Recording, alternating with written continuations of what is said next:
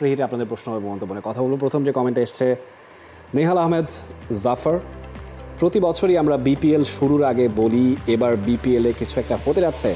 বাস্তবে আমরা দেখি যে এলাও সেই কদু, একই ধরনের রঙহীন খেলা বা খেলার আয়োজন, মাঠের খেলাও তেমন জাঁকজমকপূর্ণ হয় না।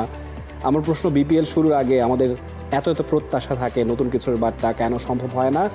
মাঠের খেলায় বা বাহিরে আমরা অন্য লিগগুলো থেকে কোন দিক থেকে পিছিয়ে আছি? এই ব্যাপারটা বিপিএলে গেল কয়েক বছর ধরে আসলে হচ্ছে। আমার মনে হয় প্রথম কয়েকটা আসর বিপিএল বেশ জমজমাট ছিল, তখন অনেক নজর বেশি ছিল।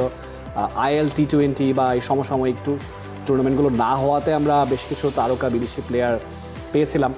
এখন এসে এই সাংঘর্ষিক সূচির কারণেই আসলে ভালো ভালো প্লেয়ার আসছে না, এবং তাতেই আসলে আমার মনে হয় সমস্যাটা দেখা দিচ্ছে। এবং আয়োজনের কথা তিনি বলছেন, সম্প্রচারের কথা বলছেন, এগুলো নিয়ে সমালোচনা রেগুলারই হয়। বাট আমার কাছে মনে হচ্ছে অন্য অনেকবারের চেয়ে এবারের প্রস্তুতিটা অনেক আগে থেকে শুরু হয়েছে। তো আমরা আশা করতে পারি যে হয়তোবা সমস্যাগুলোর সমাধান এবারের বিপিএল আমরা দেখতে পাবো। আমার মনে হয় ধীরে ধীরে, এবারই একদম হয়ে যাবে তারা ধীরে ধীরে। তবে একটা গুরুত্বপূর্ণ বিষয় আমি বলতে চাই, দেখুন সবকিছুর মূল কোনটা? Views, right? আপনার ভিউজের উপর সবকিছু। দর্শককে আপনি টানতে পারবেন কিভাবে?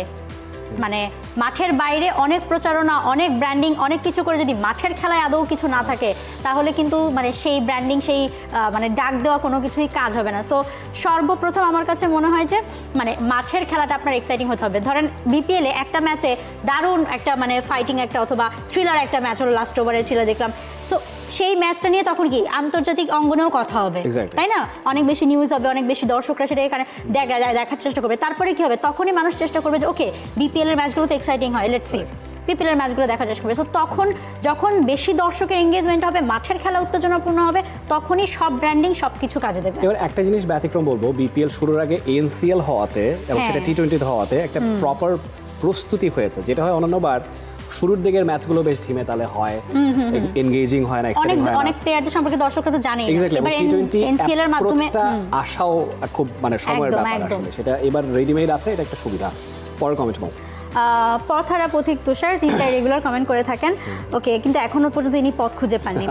ওকে, স্টেডিয়ামের ছাদে সোলার সিস্টেম থাকলে খুশি হবো, তাহলে বিদ্যুৎ সংকট কেটে যাবে স্টেডিয়ামের। আশা করি ভবিষ্যতে দেখতে পাবো আরো নতুন প্রযুক্তি। তার পাশাপাশি স্পোর্টিং উইকেট করে বয়সভিত্তিক খেলা চালু করলে খুশি হব প্রত্যেক জেলায়। একদমই তাই, স্পোর্টিং উইকেট এখন সময়ের দাবি, এবং তিনি সোলার সিস্টেমের কথা বলেছেন, সেটাও মানে দারুণ একটা আইডিয়া। তিনি পথহারা হলো একটা পথ দেখিয়ে দিয়েছেন, সমাধান তিনি করেছেন। হ্যাঁ, স্পোর্টিং উইকেট আমার কাছে মনে হয় যে এটা সবচেয়ে বেশি দরকার। যখন আপনার রানের বন্যা হবে বা যখন হাই স্কোরিং ম্যাচ হবে, অনেক বেশি এন্টারটেইনিং হবে সেই লিগটা। আর সোলারের কথা বলছেন তিনি, এই যে রিনিউয়েবল এনার্জি, এটা নিয়ে এত কথা হচ্ছে, অনেক দেশেই কিন্তু স্টেডিয়ামে এখন এই সোলার দ্বারা কানেক্টেড হচ্ছে।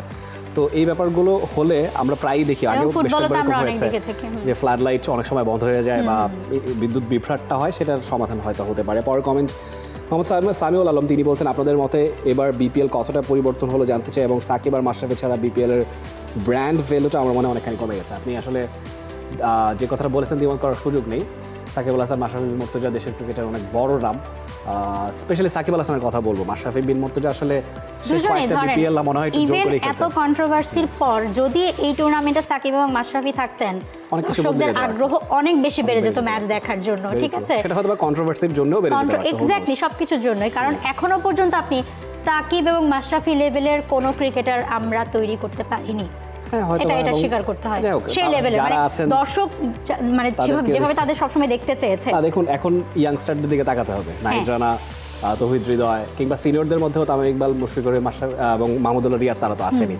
তো যথেষ্ট বাকি আছে এখনো, এবং নতুন প্লেয়ার তৈরি হবে, যেটা আগের দুই বিপিএলে কিন্তু নাহিদ রানা এবং তৌহিদ হৃদয়কে আমরা পেয়েছি। তো এবার নতুন কে আসেন সেটাই দেখার বিষয়।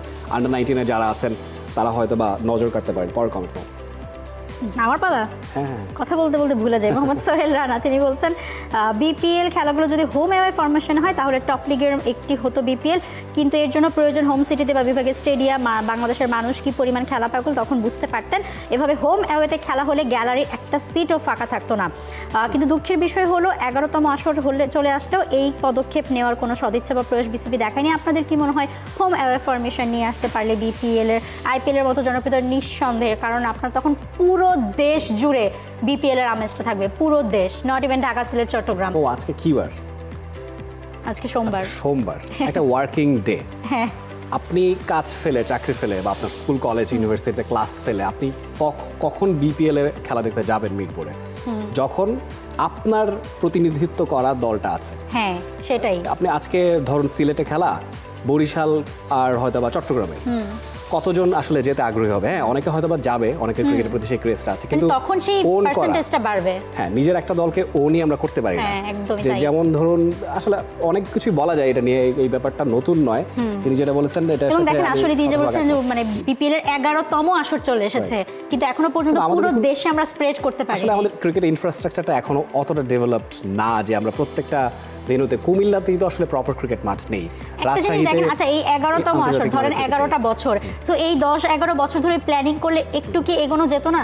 নিশ্চয়ই, একটা মাঠ করে আগালে, একটা মাঠ করে তিনটা সিজন একটা করে মাঠ আগালেও হয়তো বা অনেকখানি এগিয়ে যেত। পরের কমেন্টে যাব। কাউসার আহমেদ তিনি বলছেন সিলেটের সব বিদেশি ক্রিকেটার চলে এসেছেন, আপনারা কি মনে করেন বিপিএল এখন পর্যন্ত কারা এগিয়ে, ইন্ডিয়া নাকি অস্ট্রেলিয়া?